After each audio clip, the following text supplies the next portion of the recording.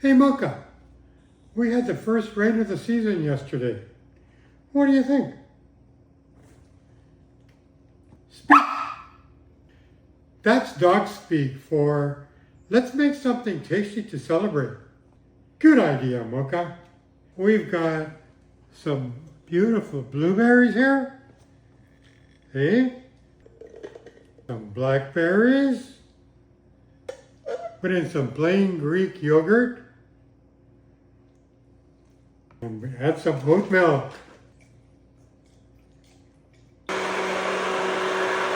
This hand blender is an incredibly useful tool.